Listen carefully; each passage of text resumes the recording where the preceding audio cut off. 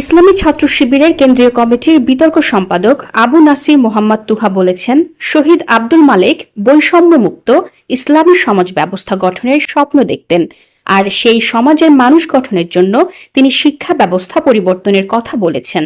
আবু নাসির মোহাম্মদ তুহা বলেন, সেই সমাজের মানুষ গঠন করার জন্য যে শিক্ষা ব্যবস্থা তৈরি হয়েছে, সেই শিক্ষা ব্যবস্থা পরিবর্তনের জন্য উনি কথা বলেছেন। কোন বক্তব্যের কারণে ওনাকে শহীদ করা হয়েছে?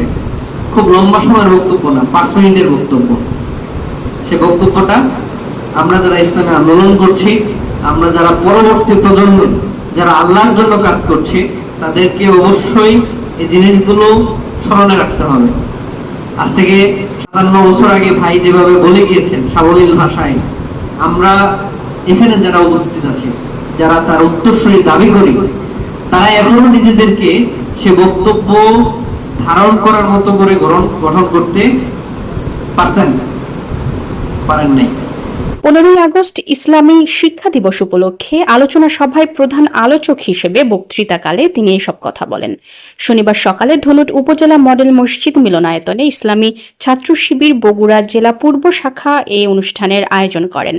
ইসলামী ছাত্র শিবির বগুড়া জেলা পূর্ব শাখার সভাপতি শাহরিয়ার হাসান বিপ্লবের সভাপতিত্বে অনুষ্ঠানে প্রধান অতিথির বক্তব্য দেন বগুড়া জেলা জামায়াতের আমির অধ্যাপক আব্দুল হক সরকার। শহীদ আব্দুল মালেকের জীবনী, তার জীবনী নিয়ে রচনা প্রতিযোগিতা, সেই উপলক্ষে আয়োজিত আজকের এই সমাবেশের ইসলামী ছাত্র শিবির বগুড়া জেলা পূর্ব শাখার সেক্রেটারি তৌফিকুল ইসলামের সঞ্চালনায় অনুষ্ঠানে আরো বক্তব্য দেন বগুড়া জেলা জামায়াতের নায়েবে আমির অধ্যাপক আব্দুল বাসেদ, কর্মপরিষদ সদস্য নূর মোহাম্মদ আবু তাহের, রেজাউল করিম ও শেরপুর উপজেলা জামায়াতের আমির আলহাজ দবিবুর রহমান।